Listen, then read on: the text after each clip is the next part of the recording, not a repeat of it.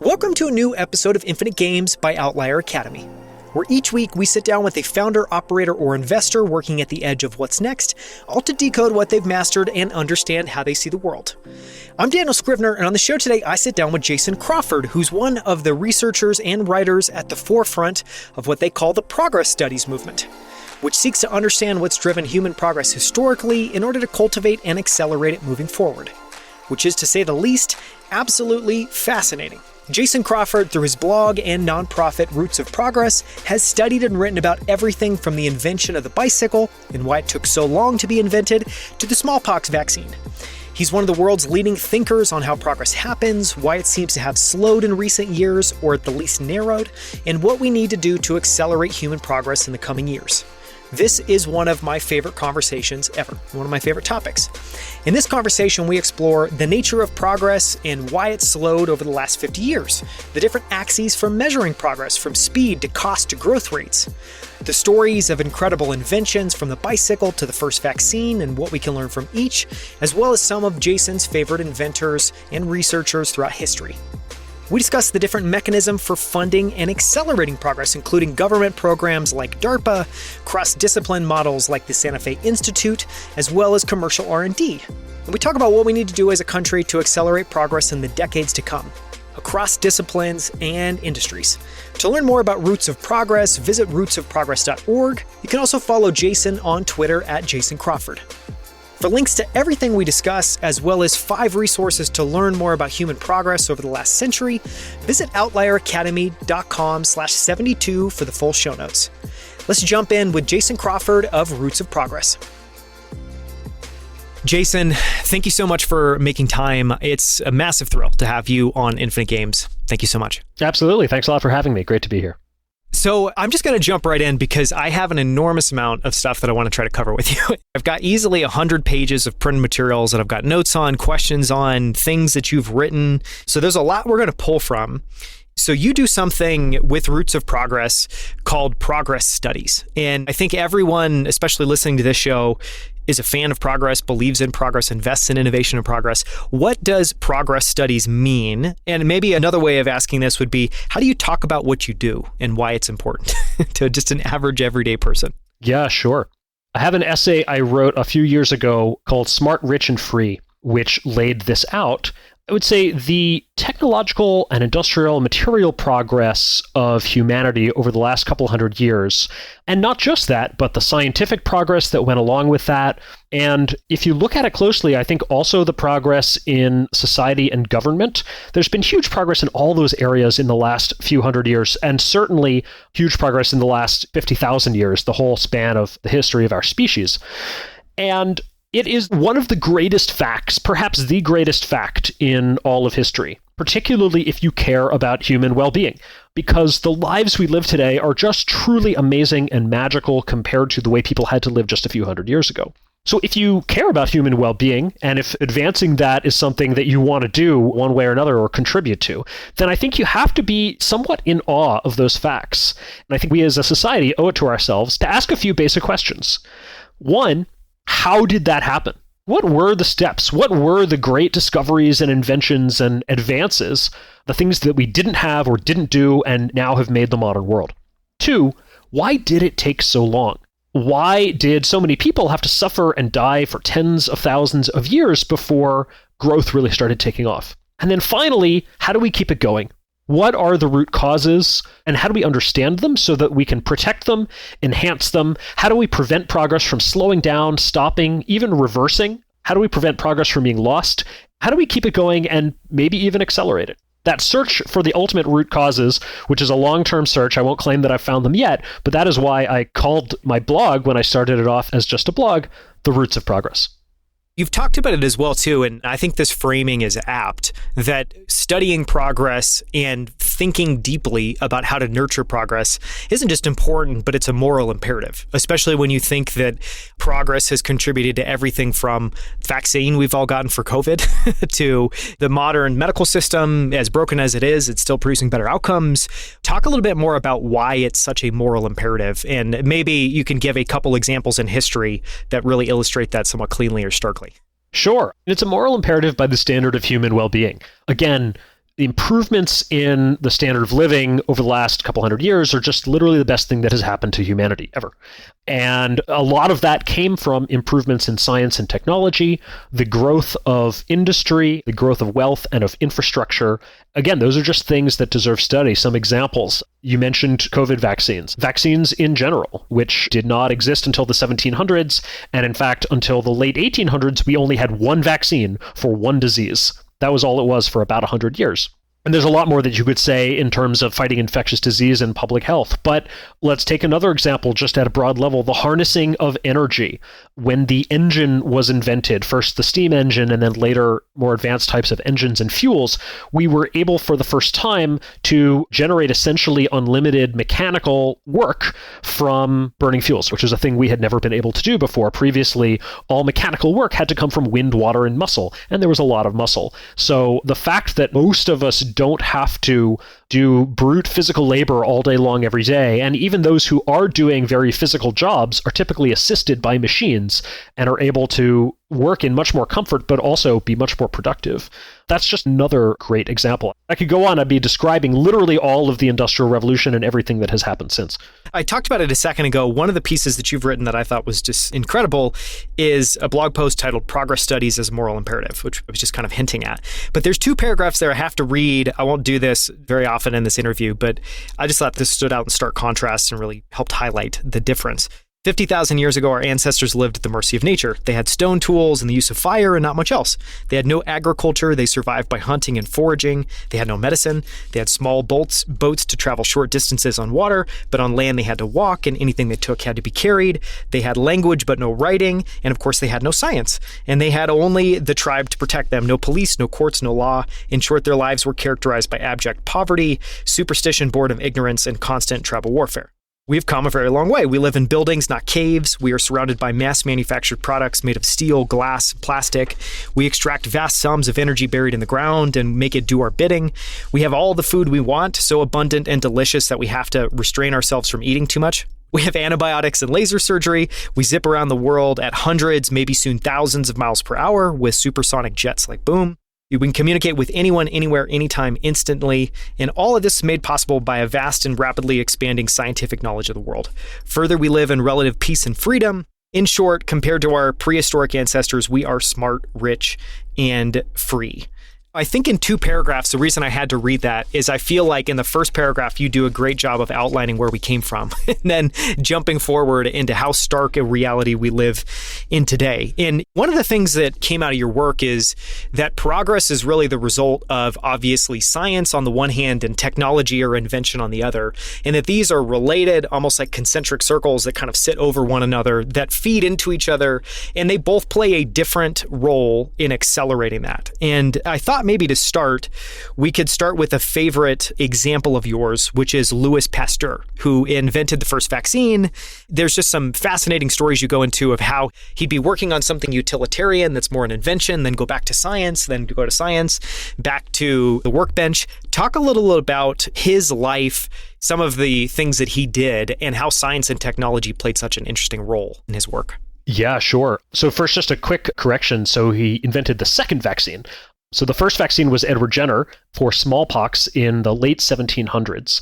And that was the one where I mentioned we had this vaccine for one disease for a while, but nobody really knew why it worked. They did not at the time have the germ theory of disease. It was understood that somehow smallpox was contagious, but nobody knew for sure that there was this tiny particle, nor that that particle had anything to do with life itself, as opposed to just being some kind of toxin or contaminant. And so it was Pasteur who helped establish the germ theory in the late 1800s and who created the first vaccines after Jenner and really helped kick off the sequence of vaccine development. Ever since then, we've had a vaccine or two every decade for more and more diseases right up to the present day.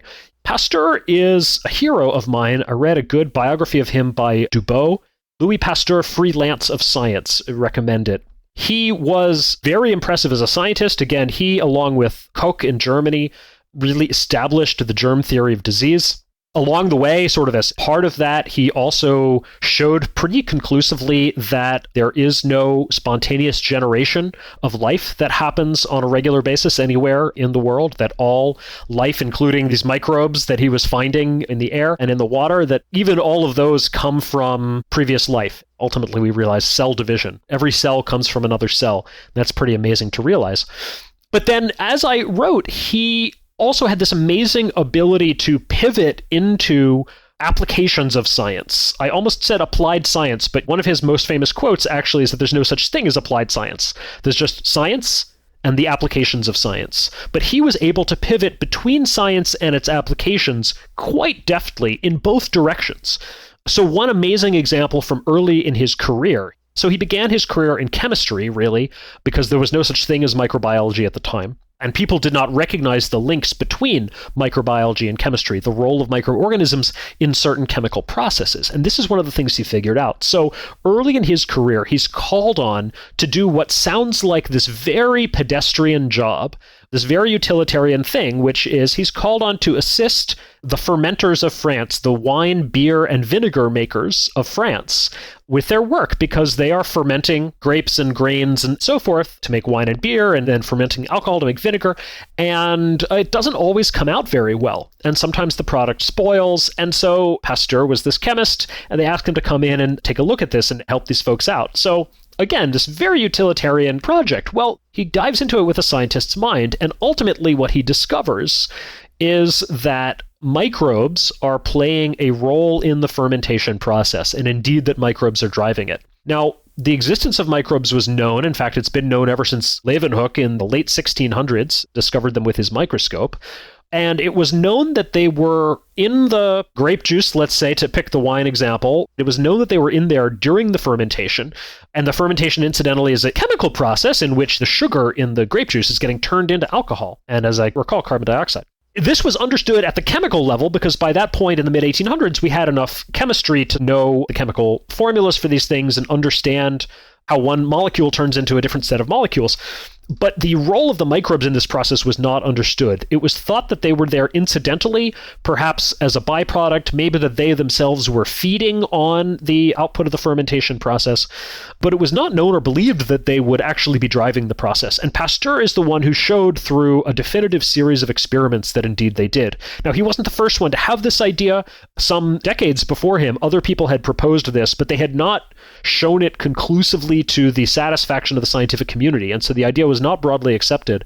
Pasteur, I can't remember whether he was familiar with that previous work or came to it on his own, but he was the one who, through a series of demonstrations, showed it so conclusively that it was accepted broadly and became part of the broader body of scientific knowledge. Part of what he was fighting against here and had to push back against was, prior to the scientific era, there was this concept of vitalism. This was the idea that living beings and organic substances contained some sort of vital essence, some kind of life element that was specific to life and gave things living power. And if you looked at how this happened in agriculture, for instance, people saw that, okay, we grow the plants, animals eat the plants, then they dump out manure, and then we put the manure back in the fields, and that helps plants grow. And so to them, that was just some kind of vital life essence getting recirculated through the ecosystem. And around the mid-1800s, working out of Newton's clockwork universe of we're finding much more mechanical explanations for things that have much less mystery to them. And chemists were breaking everything down into these atoms and these elements, and they could show these chemical transactions. And so they were starting to fight against this idea of vitalism everywhere. Well, when Pasteur comes along and says, hey, these microbes are actually driving the fermentation process, that just smacked vitalism to a bunch of the other chemists of the era. And some of them never accepted it. Even on their deathbed, they would be basically saying, I don't believe this stuff. So that was an example where Pasteur went in to do this very utilitarian thing, help with the manufacture of these food products, and he came out of it with this fundamental breakthrough in the science of microbiology that he wasn't expecting. It's a fascinating story. One, just that question that there's science, then there's the application of science and how those two are inextricably linked. And so I wanted just for a second just to pause and maybe clarify a couple definitions for people. Something that I've thought about a lot is whenever someone thinks about what does a word mean, obviously we all think, okay, let me go to Wikipedia, or let me go to a dictionary and find the one-size-fits-all agreed upon academic definition of this word. What I think is much more interesting is personal, very colorful, contextual, subjective definitions. And so I wanted to ask, because you've obviously spent an enormous amount of time studying progress, what is your definition of progress? And then we'll talk about science and technology and why those are linked. To me, progress is any advancement in human knowledge or practice that helps us live better lives, longer, happier, healthier lives with more choice, freedom, and opportunity. It is a very broad phenomenon. It encompasses knowledge. It encompasses inventions. I would say it encompasses also the accumulation of wealth and the building out of infrastructure. So it is a little hard for me to know what genus to put that under, because we're subsuming all these kind of very disparate types of things. But I think there is a clear and actually fairly objective definition in there of what does it consist of. Something in your work that was surprising at first, but the more I thought about it, it's not surprising at all, is you interchangeably use invention and technology. You'll use them differently, but those seem very linked in your mind and in your work. Can you talk a little bit about your thoughts on those? Are they different? Are they the same? Technology is a broader term, right? It's sort of a term for a general phenomenon that as we do gain knowledge, both scientific and practical, that knowledge can be applied to human purposes. An invention is more of a unit. An invention is a unit of technology. I wouldn't necessarily say it's the only unit. And I should say people use these terms in different ways. Sometimes people will make a distinction between invention and innovation. I don't think people use those terms consistently enough to make it worth pushing for a kind of a hard, clear distinction between them. One thing that's worth making distinctions between is there are breakthrough inventions where you get something fundamentally new and different, like when we went from the steam engine to the internal combustion engine. And then there are also incremental improvements upon those inventions that make them more powerful, more efficient, more reliable, more compact or cheap, and so forth. And even within those incremental improvements, some of them are bigger than others. With the steam engine, maybe you iterate a little bit on its reliability and its fuel efficiency and so forth. And then James Watt comes along and invents the separate condenser. And that is not a fundamentally too new type of engine. It's still a steam engine, but it is a huge leap forward in terms of efficiency. John Smeaton, a great engineer of the 1700s, was iterating on Newcomen's steam engine, which was the first steam engine invented in the early 1700s. He was, through experiments, making it more fuel efficient, and then James Watt comes along with a major, but still sort of increment within the steam engine. So there's just a hierarchy of these different things. The big breakthroughs get a lot of the attention, and I think rightfully so, but we should also not forget or discount all of the decades and decades of iterative, incremental progress that happens to just slowly and unglamorously improve these things so that they do become more efficient, more effective, and so forth. It makes me think of something like Moore's Law as almost a way of visualizing compounded incremental progress. Do you think that that is a good way of thinking about that? Sure, yeah, it's a great example. So the integrated circuit was a fundamental breakthrough. Previously, transistors were made as individual electronic switches. People had to wire them together pretty much by hand. And so obviously you're limited in the size and complexity of a circuit you can make that way.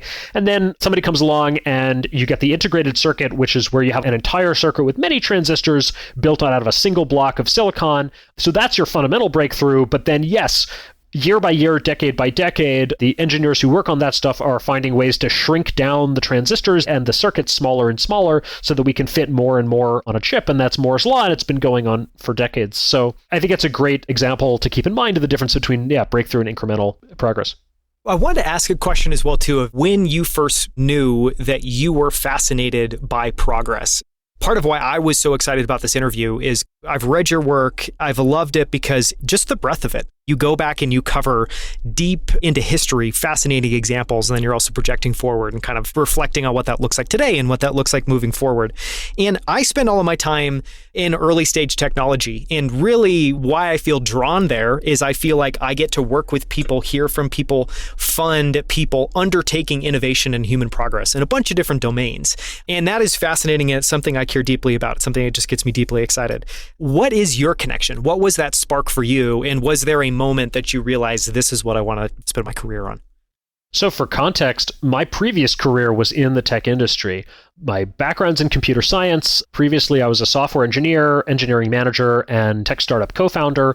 Did that for almost 20 years, spent over a decade in Silicon Valley, and began looking into progress as kind of an intellectual hobby. It started out literally as just what books am I going to read next? And I thought it would be interesting to read on a theme, and specifically this theme of the Industrial Revolution or the Industrial Age. And then I quickly broadened it to all of human progress. So I knew at a certain level that I was fascinated with it, at least to make it the focus of my reading in my off hours. And I knew when I began, I was like, this could take me a decade to feel that I have fully understood this question. I might be reading books about the Industrial Revolution for the next decade. But then as time went on, it actually became just my hobby, as in it was just what I was doing with nights and weekends. It wasn't just what book am I reading, but when people asked, do you have any hobbies? I would say, I don't know, can economic history be a hobby? Because I think that's what I've converged on. And so 2.5 years in, I would say, when the blog had actually started to take off, some of my posts had gone viral. I was starting to build an audience. And also there was really a community forming around this idea of progress and studying it and accelerating it. It was then that I decided to leave the tech job that I was at. And so when I was thinking about what do I want to do next, I said, if I could just write the blog full time, that's kind of what I would want to do. I really wouldn't need to do anything else. I'm curious just because it's a topic that I think is a little obtuse, like even the word progress studies, you're kind of like, what is that for a second? You kind of grasp onto the words easily, but understanding what it means is a little bit different. Do you have any idea of what it was that was clicking for people and why this was taking off? Was it something you were writing, something specific? Do you feel like it was just timely? It's probably a couple of things. So one, I think, is that the way I framed those questions, as in human progress that we've made so far is just the greatest fact of history, the greatest thing that's happened to humanity, and it deserves to be studied for that reason. I think that basic reasoning resonated with a lot of people. I think also the way I approached it was something that clicked with people. It really started this whole thing very bottom up. So rather than go out and read grand theories of history or anything, I said, before I ask the question or attempt to answer the question of what caused the Industrial Revolution or where does progress come from, I should first be able to answer the question of what was the Industrial Revolution? What progress actually has been made? And honestly, when I started this, I didn't really know. To me, and I think probably to a lot of people still today, and to me back 4 or 5 years ago, the Industrial Revolution was that time with steam engines and trains, and I think a lot of coal and stuff. Might have had a little bit more to it, but it was pretty fuzzy in my mind, kind of like exactly what it consists of. I knew that to do this in a really sound way and to not be just bloviating and kind of armchair theorizing, I was going to have to dive deep into the details and the particulars of the stories. And so I said, let me just start with the history. Literally, what were the major inventions and discoveries and breakthroughs, and how did they happen, and when did they happen, and who made them, and what were they motivated by, and what made it possible, and who funded it? Questions like this. And so that's where I began. And I began by simply telling those stories. And so I think the stories that have caught people's imagination and attention have been things like, okay, my first breakout post, the first post I wrote that went viral, was about the history of the bicycle, where I started just by posing this question of why wasn't the bicycle invented until the late 1800s? Why couldn't we have had bicycles in the Roman Empire or something? It's just a mechanical device. It's not as if it depended on some science of chemistry or electromagnetism or anything. It seems like just a mechanic tinkering could come up with it. So why did it take so long? And that question really captured people's attention. And then a lot of people had theories. It's really funny. People would just kind of jump into theorizing. And so people threw out all sorts of answers. I asked this on Twitter to start, and people were like, oh, maybe it was the roads. The roads were really bad. Or maybe it was because people already had horses. There's just all sorts of ideas that people threw out there. And so I said, well, okay, to answer this, let's just go look at the history. When and how and why was the bicycle invented? And so as soon as you do that, it starts throwing some of those theories out the window. Like, bicycles actually came along before there were good roads. The roads were still quite badly paved. And in fact, it was the cyclists who formed a good part of what got known as the Good Roads movement and pressured for the roads to be improved. So it wasn't that better roads caused bicycles. It was actually more the other way around. And so then when you look into it, you find that actually centuries before the bicycle, people were thinking about self-powered vehicles, essentially, right? And were sketching pictures for them, but they were all trying to do them as four-wheeled carriages. That was just too big and heavy to really work. And it wasn't until the early 1800s that somebody came up with a light two-wheeled thing that was small and light enough to actually work. But even his device didn't have pedals. You just sort of kicked along like a scooter, you know? I hear that for children these days, this is actually the preferred way to get kids to learn how to ride a bike. Instead of training wheels, they have a little thing like this. It harkens back to the original proto-bicycle from like 1817. And then you just see the gradual evolution, like somebody puts pedals on the bike, but it still doesn't have gears. And then somebody puts gears on the bike. And then somebody puts a chain on the bike. And then somebody adds the rubber tires. And so you just see it evolve through these stages. And it makes you realize how much the right design for the bicycle was actually non-obvious. It took a lot of design iteration to go through different ways that you could possibly construct a bicycle. And so, yeah, those kinds of stories capture people's imagination. And it's a lot of what captures my imagination as well. It's just every one of these things is fascinating. As soon as you said that question, why was the bicycle not invented earlier? It's a fascinating question, and your mind just starts racing. And so one, I'm going to go read that after we finish this interview, and we'll link to it in the show notes as well, too. One thing I want to try to weave in is the origin of the word progress studies, which is actually very recent. And I believe Patrick Collison and Tyler Cohen coined that in an article that ran in The Atlantic, and they conceived of it as an interdisciplinary field that would cut across economics, history, economic history, the history and philosophy of science, the psychology of the industrial organization, and so forth. And just the idea that all of this leads you fundamentally to the idea that we should study the cause of progress in order to preserve them, protect them, enhance them, so we can make more progress for everybody. I just think it's fascinating that that is relatively new, where I feel like when you read that, I'm sure a lot of people, including myself, are like, why haven't we been doing this for decades? Do you have any thoughts there? Why is this something that we're only kind of thinking about deeply now?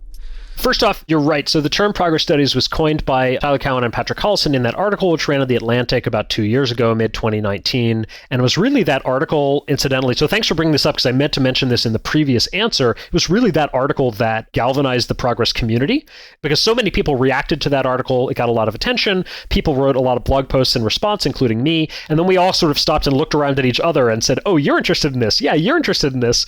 There were lots of people interested in the progress concept and having that be the core of a community or a movement, but we just didn't know about each other because there wasn't a word for it. So progress studies, that term got out there and was this nucleus that we could all come together around. And so a community very quickly formed around it. And Tyler and Patrick continue to be some of the leaders of that community. Now, you ask, why haven't we been doing this? Well, in a sense, of course, we have, and there are plenty of academic disciplines that touch on aspects of this. Economic history is probably the closest one. Economics itself, of course, to some extent, history itself, the history and philosophy of science. It's not as if nobody ever thought to ask this question, nor did Tyler and Patrick mean to say that nobody has ever thought to ask this question. But what they were saying was, even though there are disciplines that touch on this question, it just deserves even more study than it's already getting. It just deserves a boost in the level of resources, not from zero to something, but from what we have now to even more. And they were suggesting, too, that it be interdisciplinary. So each of these disciplines has their own set of methods and focus. Historians are very focused on going and reading old documents, and economists are very focused these days on what kind of data can we collect and how can we build a model around it and prove some quantitative hypothesis, and so forth. So all these different fields have their methods, but what could be really useful is something that, again, combines the best from all of those fields to try to put together a bigger picture. And then one that is a little more on the prescriptive side rather than purely descriptive. So rather than just saying kind of what are the laws of economics or what are the patterns of history, saying how can we put these together and use them to make the future even better. And I think that that is kind of what is underrepresented and what we could use more of. There's an undercurrent to this too, which I'll just put this in my own words, and I don't want to put words in Tyler or Patrick's mouth, but I think a significant part of it is what I have stressed about the philosophy of progress, that in the middle of the 20th century, there was a shift in people's basic attitudes about progress and about whether it is possible and desirable and whether it's safe. And we really shifted towards an air of distrust, fear, and skepticism. If not 100%, then at least that became a large component. I would say the world today is at best very mixed and conflicted about progress. And that was not the case, I would say, or not nearly to the same extent in, for instance, the end of the 19th century. And so I think a good amount of academic attention has been put on the negative aspects of progress. And frankly, it's just imbalanced. The balance of attention on the negative aspects and playing that up versus attention to the positive aspects and looking at how we can get more of the good and minimize the bad. There just has not been enough of that in academia. And so I think a large part of what the progress studies movement is to just bring back, I'm really tempted to say optimism here, but I keep actually turning away from that term because it's not fundamentally about optimism, in my opinion, or rather that word can be interpreted in different ways. And so I want to use a word that is, I think, more clear and to the point. And that word is agency. I think a lot of what we've lost is a sense of our agency as individuals and as a civilization to make the future better and to improve our station and to tackle any problems that come up. So rather than be a complacent optimist and deny that any problems will come up or deny that any problems exist, I want to reassert our agency to solve those problems, both the problems that nature has imposed upon us and the problems that we create for ourselves. There are both types, and progress needs to deal with both. So it's that sense of our agency is fundamentally what I want to bring back. Really well said. And I just want to underline one thing that you highlighted there, which is what I think is really important, is just the idea that progress studies are about, yes, we need to look back historically, we need to study progress throughout time, but what's the point? And I think that the point that Tyler, Cohen, yourself make is it's to take what we can, but then we want to apply that. And we want to apply that moving forward so that we can, one, continue to use best practices and learn from history, but I think to continue to improve the human condition for decades and decades and decades to come. And I want to talk a little bit about that, the way perception has changed and some of the realities there, because some of it I think is ugly realities that we have not been able to solve yet. But the other thread I just want to try to tie in here is something that you grapple with that I think we should spend a bit of time on is just this idea that if you were to look back in time, 1880 through 1970, there was this almost 100-year period where we had an enormous amount of innovation in a number of different areas. And you've covered that in incredible detail. Everything from radio to telephones to tape recorders to plastics to railroads, combustion engine, all of those things. And Tyler Cohen wrote a book called The Great Stagnation that basically tries to make the point that you can look back, you can see that we address all this low-hanging fruit. And I think there are a lot of people today that have nostalgia about the past. One of my favorite things, so I love design. I have a book, it's one of probably my favorite books that I have in this kind of reference library at home that has ads from the 1950s. And you look at ads from the 1950s and there is a palpable sense of optimism around technology and space and science and what we can do as humans and what we're doing as pioneers. And that gives me a warm, fuzzy feeling. And one, I don't see that today. And maybe it's a little overly broad, but just to kind of start there, anything you would add to that as we explore that a little bit? Just this idea that we had this period of intense progress. Now, what is your sense for where we're at? So there's two things that you've sort of gotten at there, and they're related. So one is, has there been a slowdown in progress? And then two, this, again, like we were talking about, the shift in attitudes. So let me address the slowdown in progress. There's this idea that goes by the name of stagnation, the stagnation hypothesis, or technological stagnation, that, the progress has slowed down. The term stagnation is a little unfortunate or can be misleading because it makes some people think that we're talking about zero progress. And let me just say right off, it is absolutely not the case that progress has slowed to zero. In fact, I would say that progress is still faster now than at any time before the Industrial Revolution. However, I do think that it has slowed down from its peak, and I would say the peak seems to be around the late 19th to early 20th century. So think about the last 50 years or so, say, just to round it off from 1970 to 2020. What are the big things that have happened there? Well, obviously the biggest is the revolution in computing and information technology. We got computers and the internet and cell phones, and that has been nothing short of amazing. I don't think anybody actually claims zero progress, but if you did, you just have to point at that and it instantly refutes that notion. There's been some other areas where there's been certainly incremental progress. The other thing that I would point to is maybe half of a revolution is genetic engineering. We did get some of the first genetically engineered proteins and stuff in the 1970s or starting thereabouts, but it really feels that we've barely scratched the surface of what's possible with that technology, and that's why I call it half so far. This is not to make any pessimistic prediction about the future. I'm optimistic for biotech in the coming decades, but just talking about what has been delivered and is widely deployed so far. So one major revolution in computers and the internet, and maybe a half-finished revolution in genetic engineering. That's roughly what I count up for the last 50 years. Now let's look at the same period, but subtract 100 years. So we're going to look at the period from 1870 to 1920. And depending on exactly how you count, you've got 4 or 5 revolutions in different areas of technology that, in my opinion, are of equivalent magnitude. So the comparison to computers and the internet, well, in that period, we got the telephone and the radio invented. And then on top of that, we also had the entire electrical industry, including the light bulb, the motor, and the generator. We had the internal combustion engine and the vehicles that were based on that, the automobile and the airplane, invented in that time, and really fantastic growth within the oil industry that was powering those. We got a lot of applications in applied chemistry, including the first synthetic fertilizer through the Haber-Bosch process and the first synthetic plastic, which was called Bakelite. And to go back to an earlier part of the conversation, we got Louis Pasteur, Koch, and the germ theory, and the implications of that in the first vaccines since Jenner, water sanitation, pasteurization, food handling, and lots of public health practices that started to really, for the first time ever, dramatically reduce the incidence of infectious disease. So across all of those areas, we've just got fundamental breakthroughs and revolutions going across everywhere. Now, you could make the case, I think, that computers and the internet are as big of a breakthrough as any one of those, but to make the case that's bigger than all 5 of those together, I just don't think you can plausibly make that case. And I know one of the points of view there is just there was a lot of low-hanging fruit, and we were finally at a time where we had kind of gestated our way to being able to have all these breakthroughs. Is that your opinion? Is that your take as well, too? Or do you think there's something else kind of driving that period? I think there was a lot of low-hanging fruit, but I don't think that explains it. So first, yes, it's true that when some new field is opened up, it starts off with a lot of low-hanging fruit, and then growth is very rapid. So individual technologies tend to go through these S-curves, where they start off very slow, and then there's some breakthrough or some exponential growth, and you get very rapid progress, and then they approach maturity, and they kind of level off and plateau and mature. And any individual technology goes through that, certainly. But of course, we keep finding new technologies. We keep opening up entirely new fields. And when you have a fundamental breakthrough, it can open up a whole lot of low-hanging fruit. When the internet was getting widely deployed, it opened up lots of new opportunities to take things that had already existed and put them on the internet. Or for that matter, when the internal combustion engine was invented, okay, now we have an opportunity to take things that were powered by steam engines and now make them powered by, right?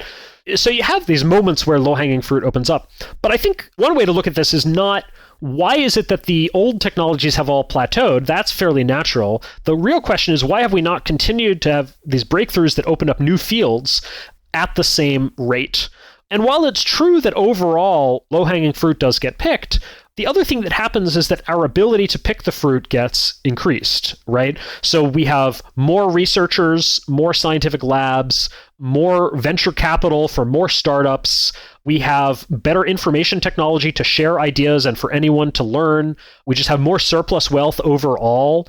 We have better transportation technology that opens up global markets. And so just pointing to the low-hanging fruit phenomenon doesn't answer, well, why isn't the remaining fruit getting higher and higher? Why isn't that balanced by our ability to pick it getting better and better? Those things, arguably, they could balance out and we get consistent progress, or either one could overtake the other, but merely pointing to the low-hanging fruit sort of doesn't point out which one of those it ought to be.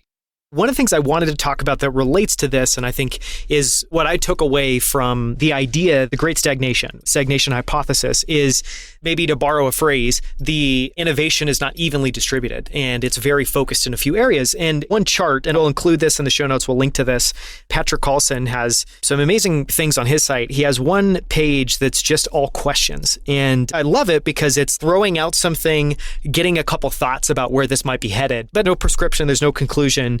And one of the first ones, which to me seems very related, is just, why are certain things getting so much more expensive? And it's a chart where you literally just basically see a massive divergence of software, toys, cell phone service, TVs, new cars, clothing, household furnishings, all going down, getting more affordable over time. And you would think, obviously, innovation, technology is helping drive that. But then on the flip side, food and beverage, housing, medical services, tuition, hospital services, childcare, all getting dramatically more expensive. And so it starts to feel like we're making true progress in some areas, and it's actually driving down cost and maybe improving or sustaining quality. And then in some areas, we're not seeming to get any benefits from that scale and from that innovation. What are your thoughts there? Do you have any conclusions? Do you have any hypotheses? Do you have anything that stands out to you or anything you would call out? I think that it may not be exactly the same answer for every one of those things. One thing that stands out, of course, is that a lot of the areas that have gotten more expensive or have not gotten cheaper are the ones that remain very labor intensive. We don't have robot nannies, so childcare is still expensive. And as a new dad, by the way, I definitely feel that issue. Teaching is still done by teachers, and we haven't changed the effective student-to-teacher ratios we can have, so that remains expensive. So that doesn't answer the question of why haven't some things gotten better, especially now that, again, we have the greatest information technology that anyone's ever had. We're not even having better teaching outcomes, let alone being more efficient at teaching, right? So why is that?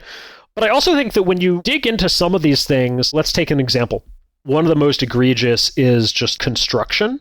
It's really difficult to build anything, especially in America and in some other countries too. It's very difficult to build at least infrastructure. It's very difficult to build transit, for example.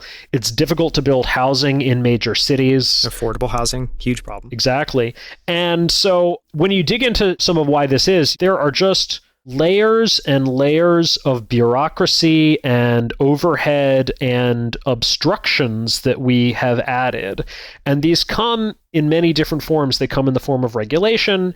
They come in the form of large organizations, whether government or nonprofit or corporate, building up more and more layers of bureaucracy and processes within themselves. So when you look into construction in particular and building things, a significant part of it is the way that the law in America today allows naysayers and opponents of projects to interfere and object and hold things up in hearings and demand reports and so on and so forth. So we've given essentially this veto power.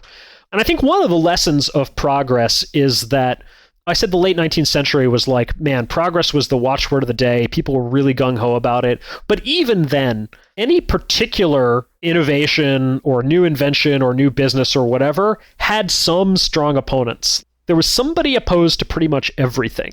And every new advance has been ridiculed and has been fought.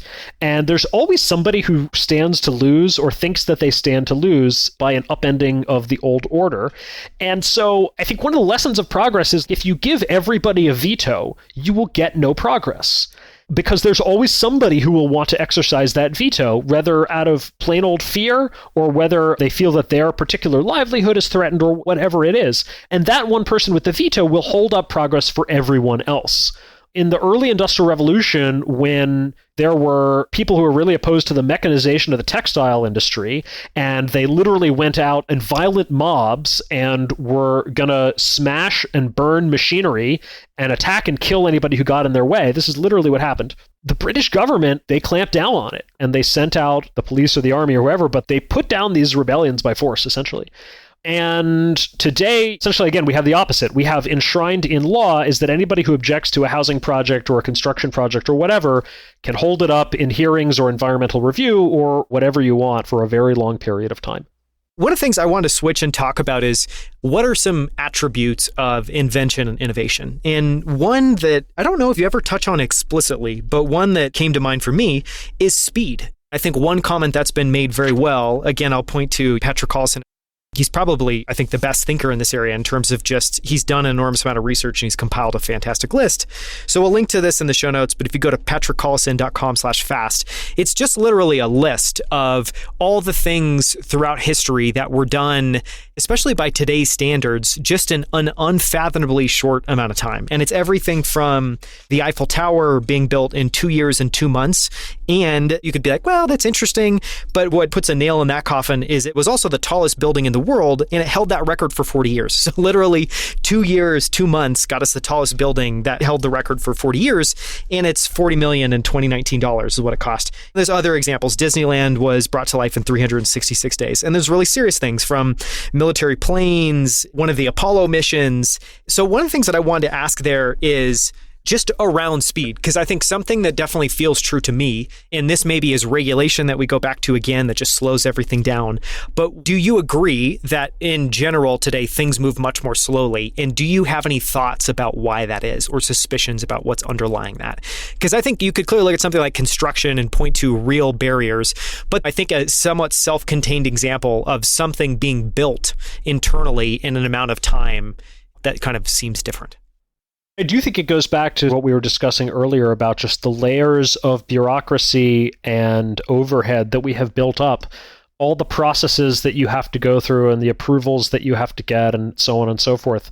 Somebody was just giving an example of this with like doing a scientific study and all the paperwork that you have to file today to do a scientific study and the review that it might have to go through. And then if you want to get the grant approved, our funding agencies today are sort of notoriously slow with grant approvals. You mentioned that Patrick Collison has really harped on this point. I mean, when the COVID pandemic hit, Patrick and Tyler Cowen and some other folks were among those who realized that this slow grant making for biological research was the worst thing that we could have at the beginning of a terrible pandemic. And they actually set up a nonprofit, and it was literally called Fast Grants, because that was their differentiating characteristic, was they were going to give some grants for scientific research, but they were going to decide in like 2 weeks, or I think actually the initial batch they decided in some like 48 hours, rather than take a year or 18 months or something to decide. So where does all of this come from? I think a lot of it comes from mismatched or lopsided incentives, in that there is a lot of risk aversion.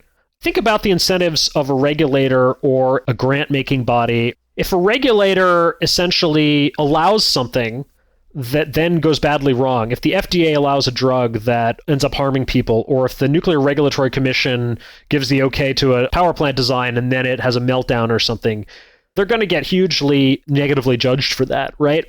But if they allow something and it goes right, they don't really get the credit. And conversely, if they don't allow something and then progress doesn't happen, it's very much invisible, and so they don't get blamed for that either.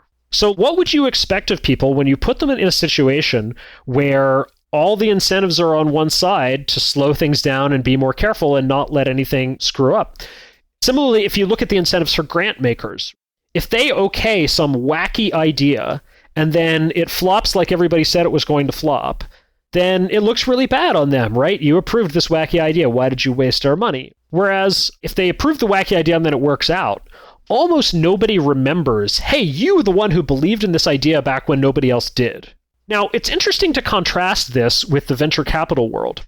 So we actually have a mechanism in venture capital to make sure that those who bet early on unproven wacky ideas get rewarded very highly if they turn out well. And that mechanism is valuations and returns. A VC who bets some money on an early stage startup, if it doesn't work out, they only lose 1x the money. They just lose all of the money, is the worst you can do. Whereas if it does work out, they can make 100, 1,000 times the money. And every VC worth their salt understands this fundamental power law dynamic and these lopsided returns.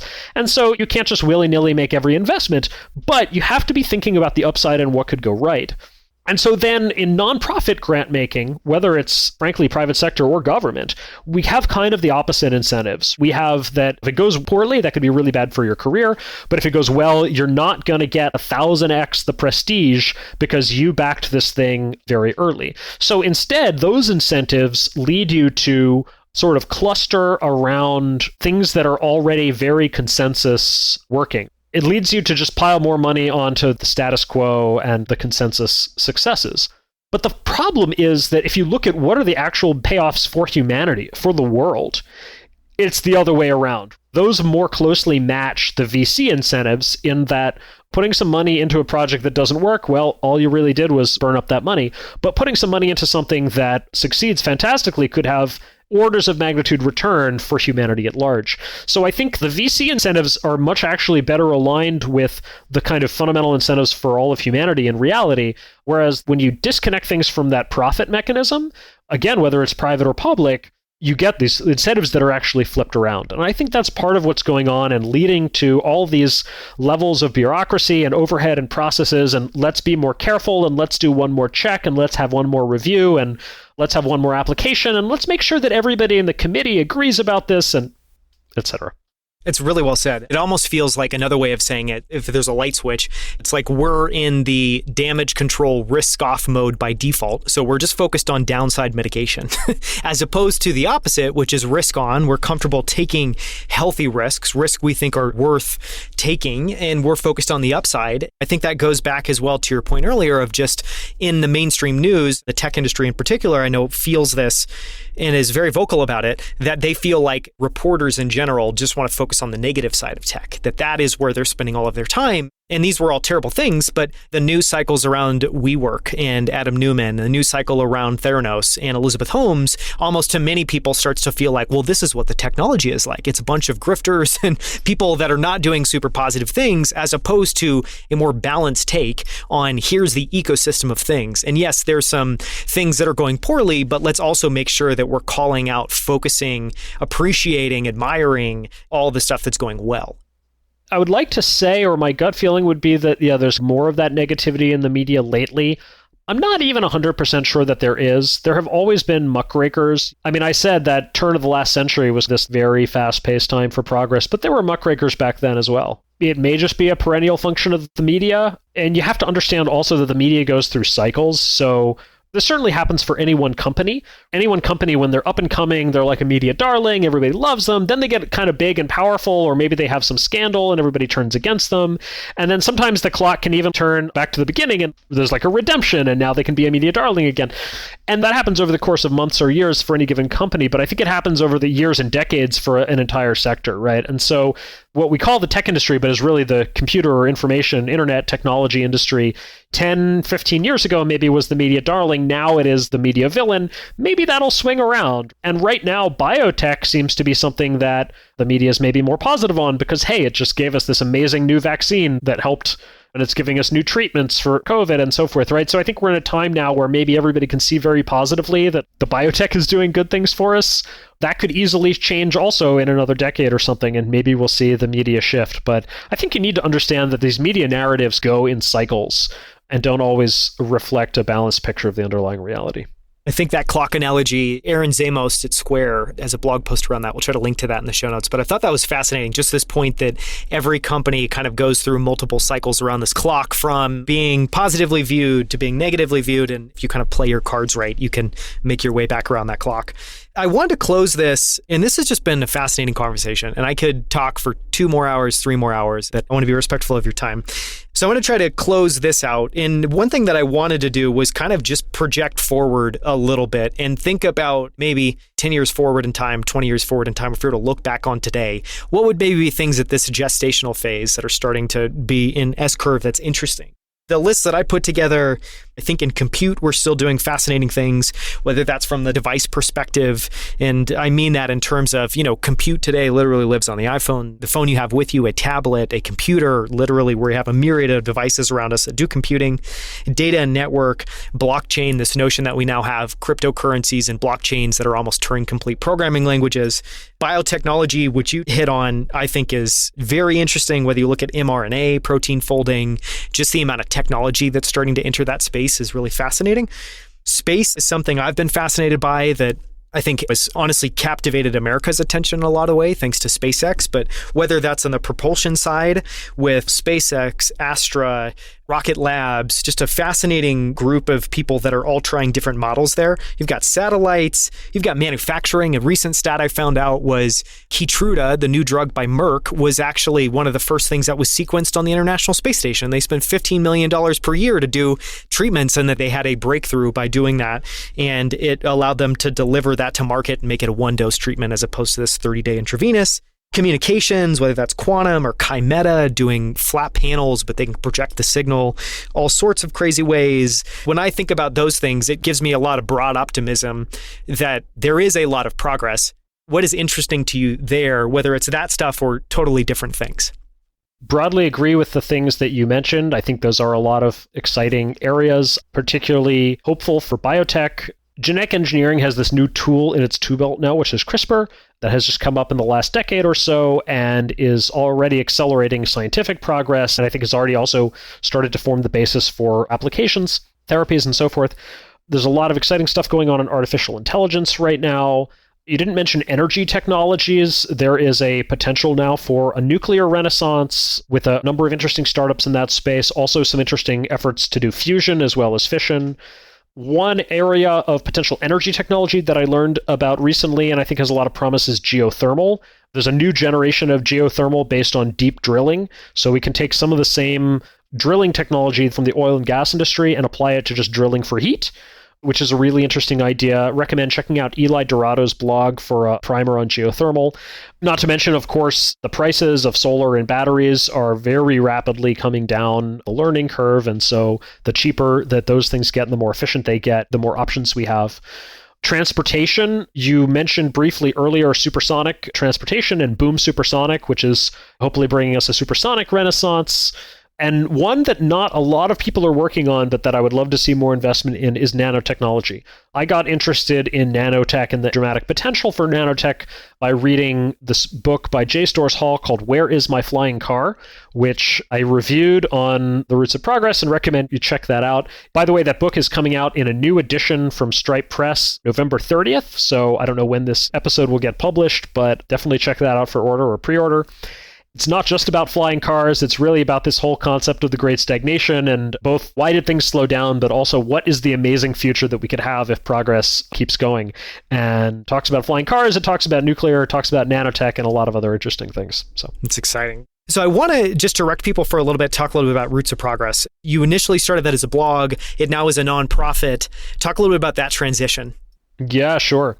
So like I said, this began as a side project or a hobby. After a couple of years, I was so obsessed with it that I went full-time. That was about 2 years ago. I just quit the tech industry and became an independent researcher, and I was supported by grants from sort of various organizations and foundations.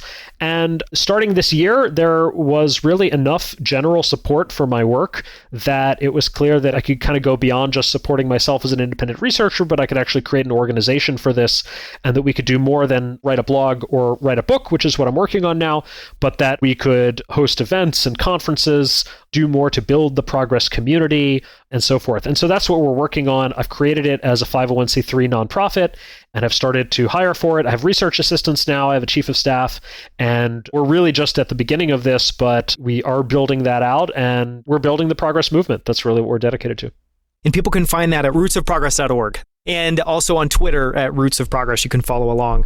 There is just an insane number of well-written, super interesting posts on the site. I encourage everyone to go there.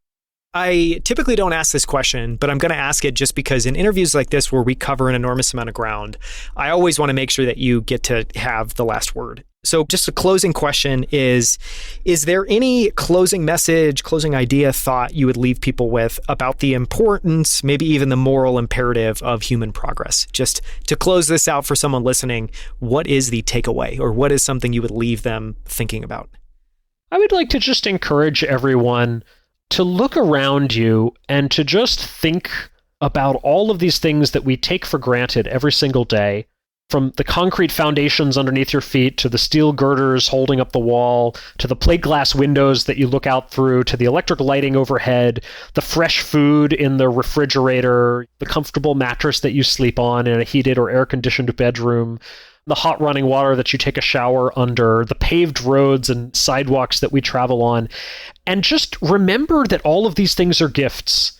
And take a moment every once in a while to look around at the modern world with gratitude and with awe, and to just remember how amazing it is. Remember how lucky we are to live in this time and not just a few generations, let alone a few centuries ago when people didn't have these gifts. Have some wonder and amazement for industrial civilization and gratitude to those, the innovators, especially the scientists and engineers and entrepreneurs of previous generations who worked and struggled and even fought to bring these gifts to all of us.